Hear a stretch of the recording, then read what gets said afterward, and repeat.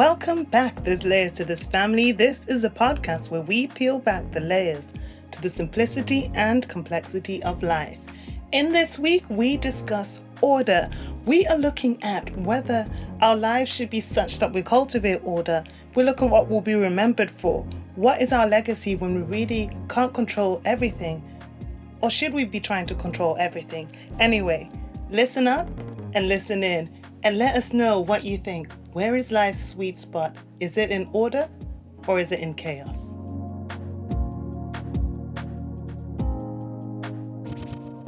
Hello, people. We back. We are back. I said I was going to talk about order. We're going to get straight into it. I am Dumi. And I'm Faith-Rose. Yeah. Oh, sorry, I preempted that. I got a bit excited. Sorry. I'm sorry. I'll take it back, but it's all right. It's done. I got too excited, man.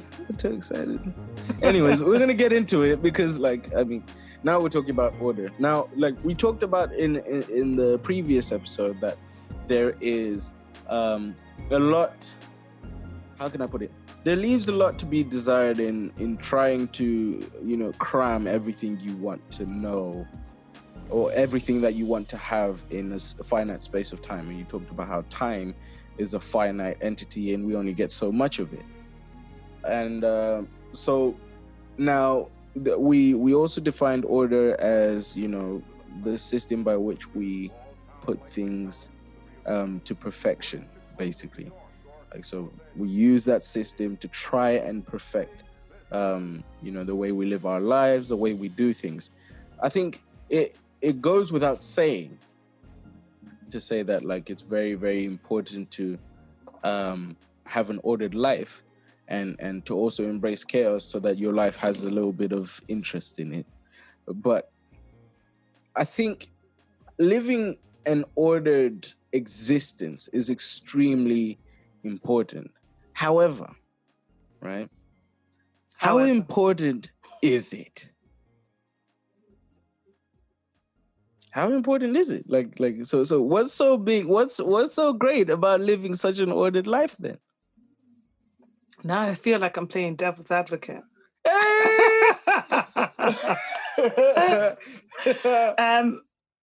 Because it is important. It is important to have order, to cultivate focus, because the only person who is ever successful is someone who has got a plan. And what are we here to do? Everyone always wants to be remembered for something.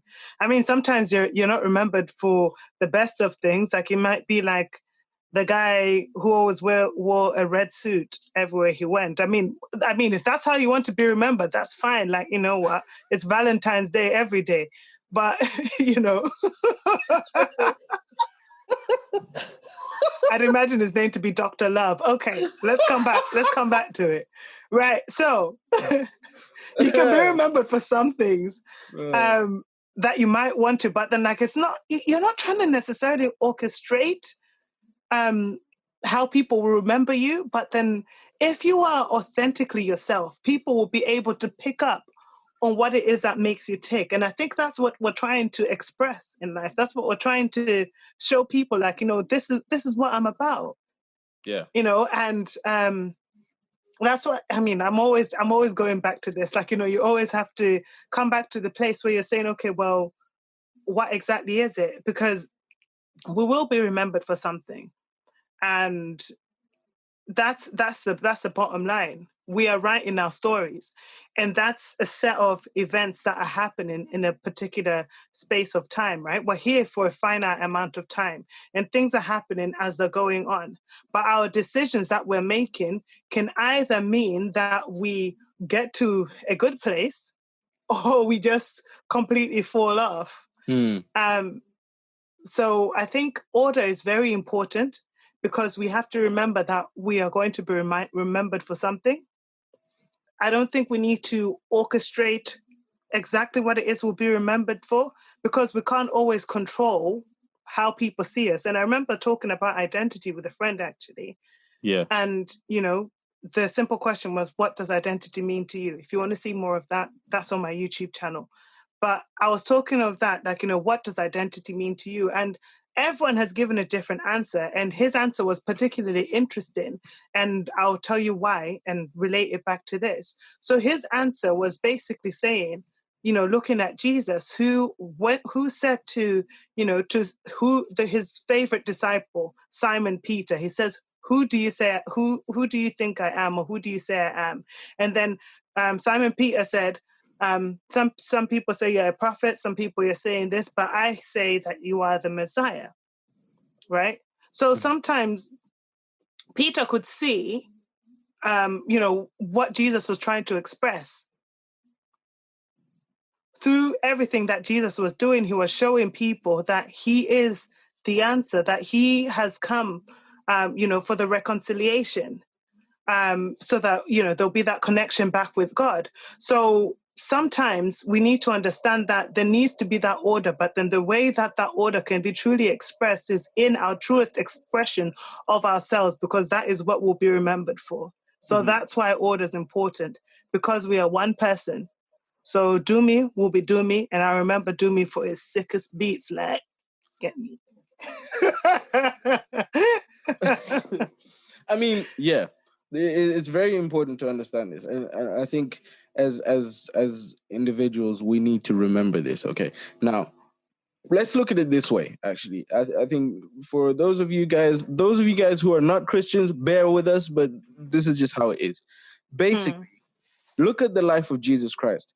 Everything we read about, except for his birth, happened in 3 years.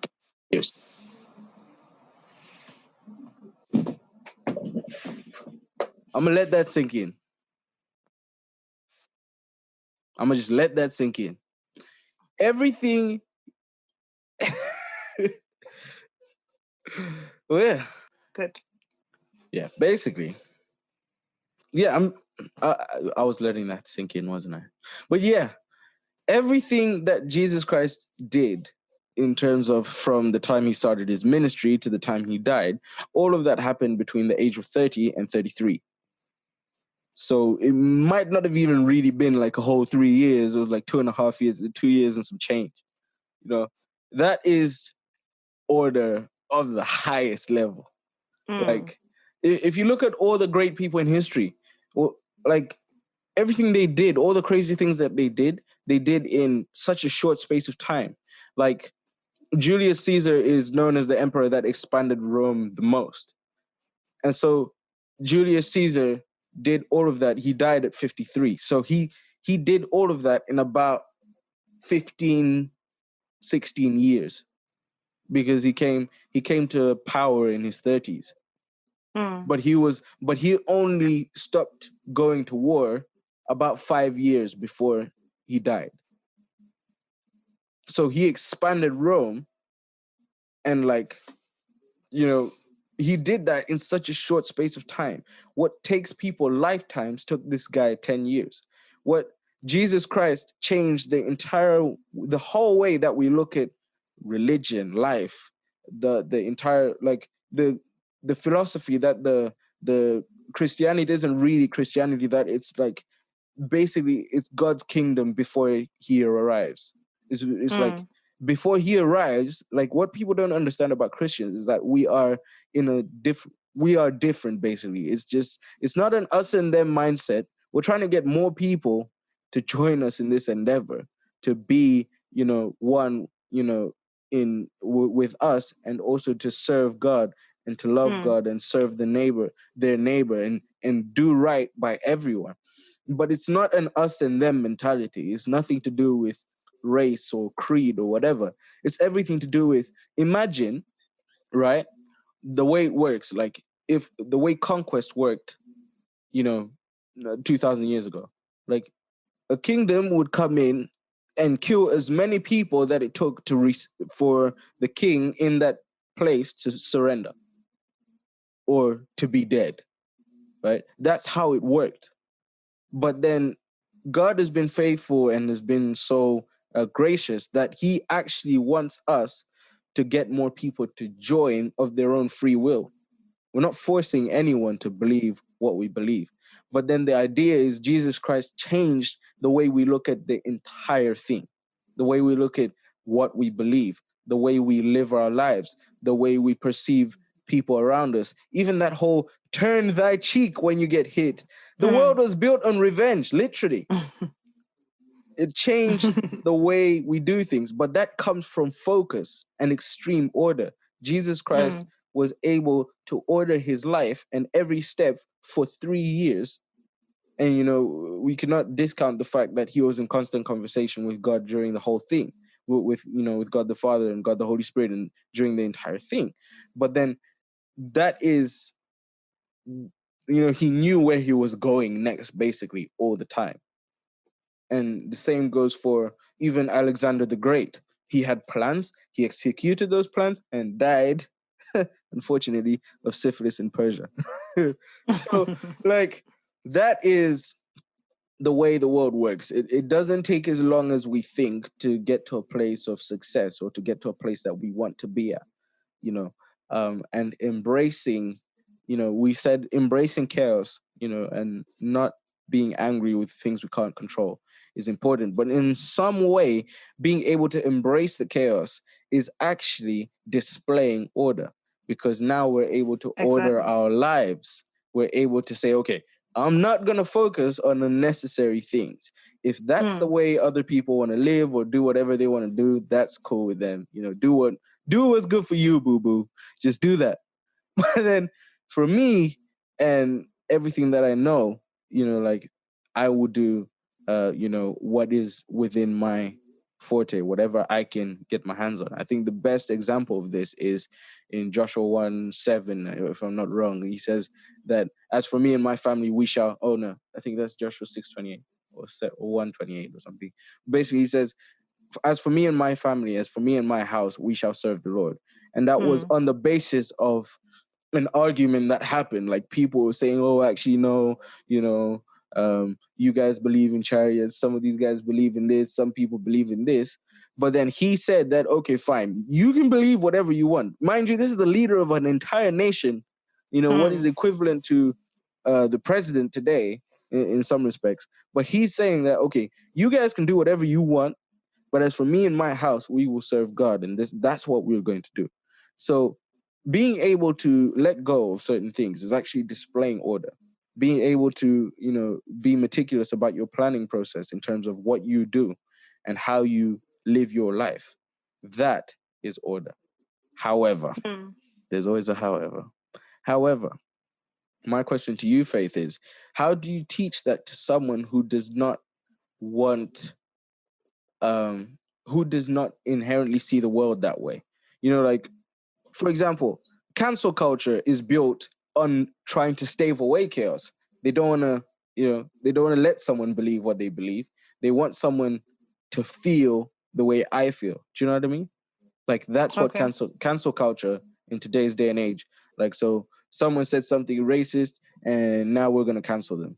You know, someone said something racist 10 years ago, or said something, you know, what they would say, homophobic, or said something that was against a different group of people. And today, that person has changed. They've seen, the light.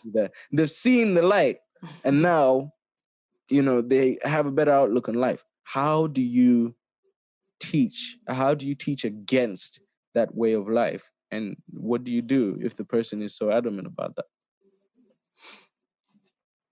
Yeah, I really like that. That's a very good question. And of course, your questions are very loaded short and sweet. Oh, God. There's a lot. And there was actually a thought that I had that I'll come back to. And of course, I'll always be referring to the Bible because, you know, that's the basis of the way I think. But if we're looking at this whole thing of a cancel culture, then are we giving ourselves room to grow? Are we giving ourselves room to be educated? Like, I think that's what we need to be thinking about. And, you know, sometimes someone can be set in their ways and that's what they're thinking and that's all they want to think about. And that's okay. You know, you can only present something to someone. As I say, you can only take a horse to the water, but you can't make it drink. So I think it's a whole thing of presenting something to someone, and whether or not they want to take it is up to them. That's why I never say to anyone, trust me. Because anyone who tells you, trust me, you better know you can't trust them. Hey, I said Because that earlier in this episode. I said that earlier in this episode. if someone is someone that can be trusted, that will be evident in the way that they do things. So I think we need to be more forgiving. I think if we look at ourselves and see what we used to think and see what we used to view things as because of a lack of knowledge, because of ignorance, then that will allow us to see other people through that same lens, give them that same amount of grace. Because we have to be gracious to each other. You know, we can't just be saying, okay, that's it, it's set in stone and that's it. And I'll go back to what I was actually thinking about before you asked me this question, which is a good depiction of that. Now, I'll just give a bit more of a premise. So Simon Peter, or sometimes is known as Peter, was maybe one of Jesus's favorite disciples. So Simon means unsteady and Peter means rock, right? So Simon Peter was being called Simon Peter or the Simon at different parts in the Bible. Then at that time when he was having this conversation, when Jesus asked him, who do you say I am? And he was able to perceive that Jesus was the Messiah. And Jesus came to earth to show that he was the Messiah. He didn't come and say, I am this, I am that. You know, he showed people and people were able to perceive that. People were able to respond that. He was there to fulfill prophecies that had come. There were certain things that they were always observing within the Jewish culture, you know, of the different feasts and that sort of thing. They were observing those things, but Jesus came to fulfill the law, right? Mm-hmm. So in Jesus coming to reveal himself, it was for the people who were seeing Jesus to be able to perceive that he was the Messiah, because that's what they've been waiting for. So it also looks at, you know, someone's perception and seeing, okay, whether they are expectant to receive anything, because you can't force anyone to take anything. And continuing with that story. So at one point he says, okay, I say that you're the Messiah. So what did Jesus said? He said, and that was when he called him Peter. He said, upon this rock, I will build my church and the gates of hell will not prevail. Because he could see that Peter was able to perceive that. Then the next thing, I've forgotten exactly what happened, but I think, you know, because Jesus had that one focus to say, okay, I'm starting here and I'm going to end there. I have to die and then, you know, then rise again from the dead so that there'll be that reconciliation. So Jesus knew that he was going to die. But what did Peter say? He says, you're the Messiah. And because you're the Messiah, you're so important, I'm not going to let anything happen to you, right? So in a nutshell, that's basically what he said. And what did Jesus say? Get thee behind me, Satan, right? And the reason that I'm giving this, because, you know, he was called Simon, which is unstable. Then here he was called the rock. And then straight after being called the rock, he was told to get thee behind me, Satan. You know, that shows there's so much to be said there, because there needs to be that level of wisdom. Like if we're going to be able to teach other people things, we need to be gracious, we need to be wise, and we need to always have our eyes on the prize. What is it that we're trying to teach and how is it that we are trying to teach it? Jesus was able to perceive that, okay, here, the unsteady person now understands. But then because we are human beings, we are going back and forth, right? Yeah. We sometimes do lack that focus. So because we lack that focus, we're not always able to get to that point where we're saying, okay, this is what I'm thinking about and this is it. So I think when we are understanding ourselves for our own humanity, then we'll be more gracious to say, okay, maybe they didn't understand it then, or maybe they don't understand it now. And that's okay. Maybe they need a little bit more time, and that's okay. So that's my short answer. Well, okay. To be quite honest, I think it's very important as people for us to be able to differentiate, you know, the different things in life that matter, and pick your battles. I really like that. Exactly, pick your battles is a line, and I remember my cousins love to use that as a way of training me in terms of like growing into a man, to say that, look, in life, unfortunately, some battles you will have to pick, because you can't fight everyone and try and defend yourself in every case. Because unfortunately, regardless of what you think of yourself, someone else thinks something different. And regardless of however you view the world, someone else perceives it differently. And so, um, you know, that's why it comes, we keep on coming back to this to say that, look, order, and even, I had a thought when you were talking about like how when Peter said, oh, I'm not going to let anything happen to you because you're the Messiah. So clearly he's been able to perceive that Jesus Christ is the Messiah. Unfortunately, he is standing in the way of the final mission. It's like, I look at, for example, like, let's say the mission that killed bin Laden, basically. Like, my dad and I were watching this recently, and basically they said that like any obstacles or contingencies that they might have had, they planned for. But for the things that they couldn't plan for, like weather and so on and so forth, they couldn't do anything about. So they just went on with the mission as much as they could. In the process, they lost a helicopter, and they had a contingency for that in case one of the helicopters went down, so that there are no trade, or not trade, but so that there are no military secrets or whatever. They destroyed the vehicle.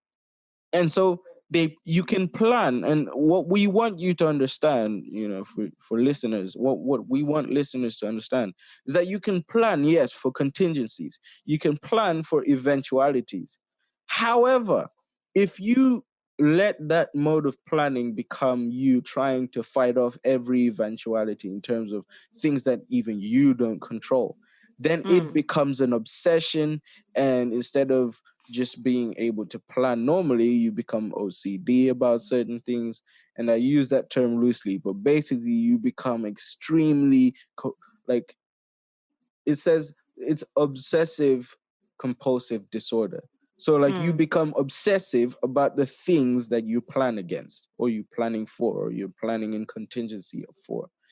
And so it's important to understand that, yes, order is extremely important and chaos is extremely important. But yes, the balance, the so-called yin and yang, the balance is, in human life is extremely important. That's the way we need to live. We need to live knowing that that balance is going to be upheld on every point. I think I'm just going to get final thoughts from you on order in terms of how people view the world today.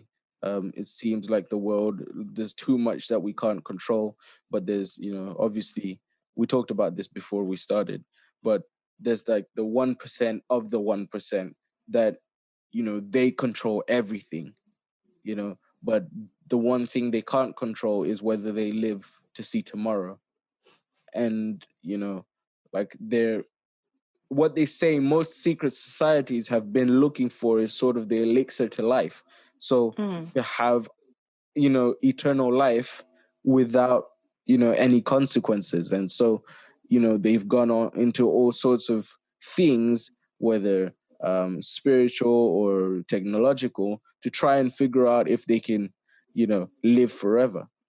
And unfortunately, that shows that, it's not living an orderly life. But how do you feel someone can, okay, basically walk me through the steps, just, maybe 3 or 4 steps to changing your life from an obsessive or sad life, trying to figure out everything or whatever, to an orderly life that is well lived and happy and ready, to be productive.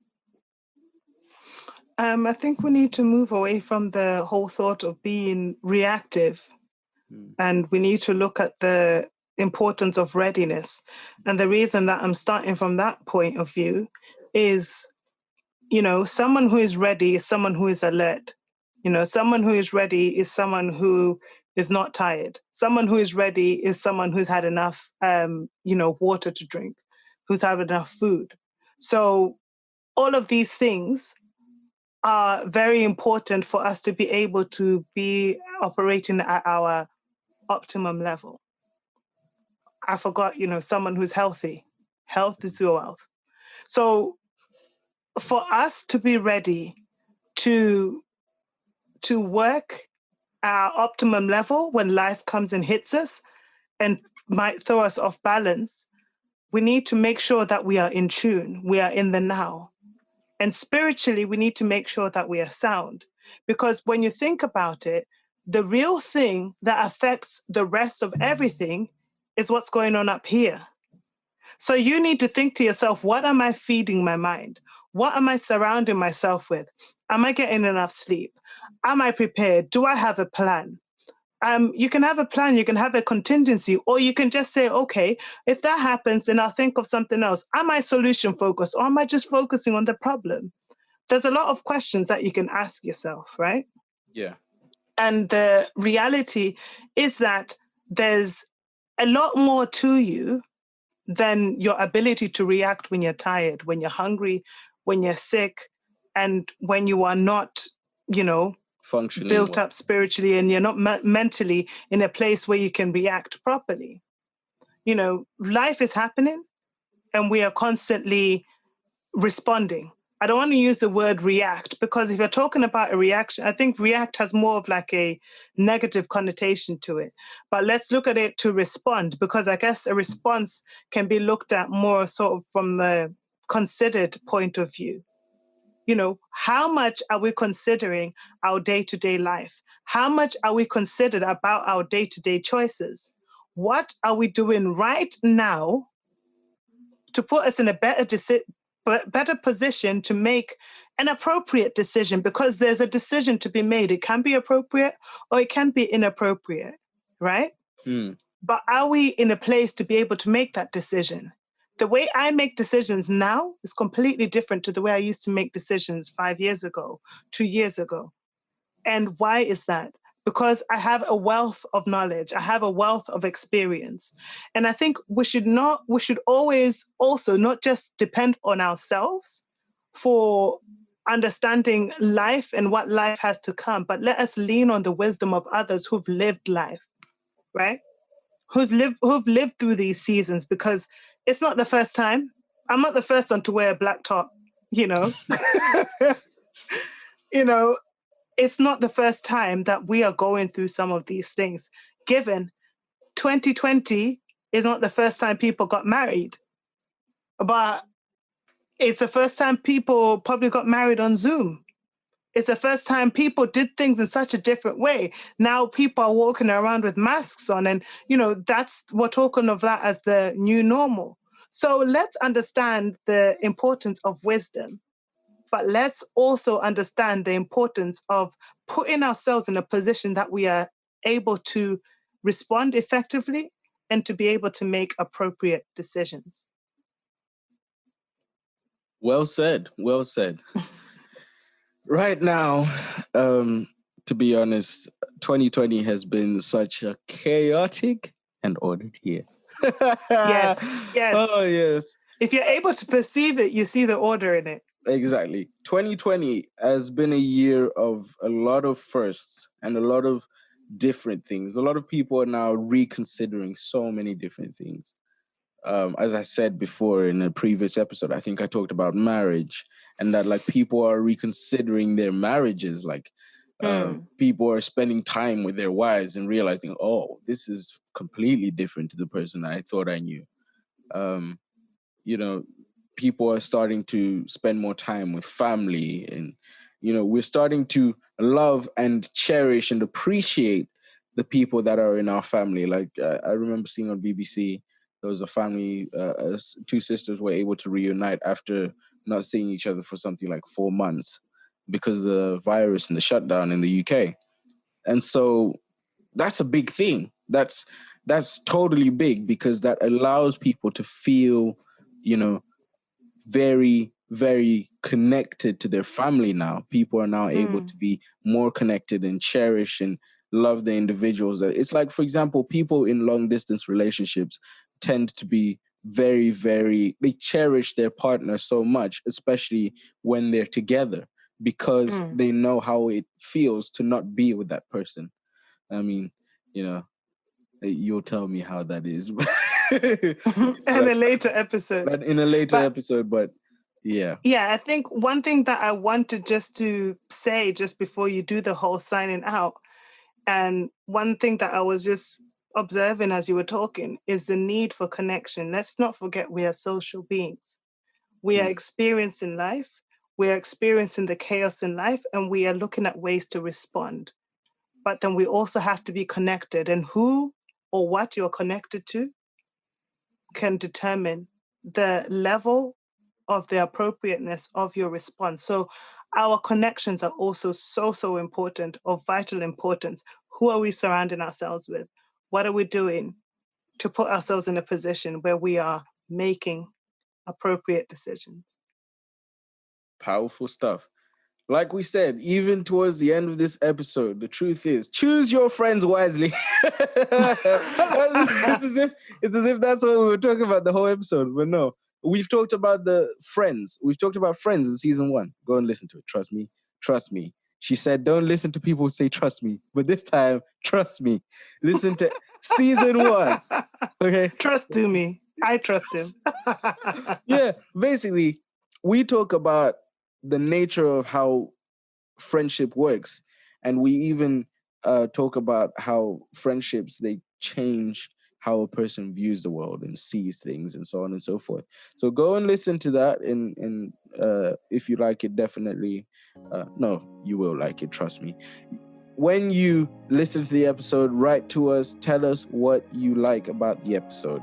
We're going to put all our information in the description below, and we're going to have so many things that we're going to talk about. We're hoping to build this community. We want you to feel as though you're learning every time you see one of these episodes. So definitely, we hope that you are blessed with what we've said. And if you have different views, definitely write, and we can start a conversation and maybe hopefully have you on There's Layers to This to talk about it with us. So yeah, that would be great. But that's from me, Dumi, and I am Faith-Rose.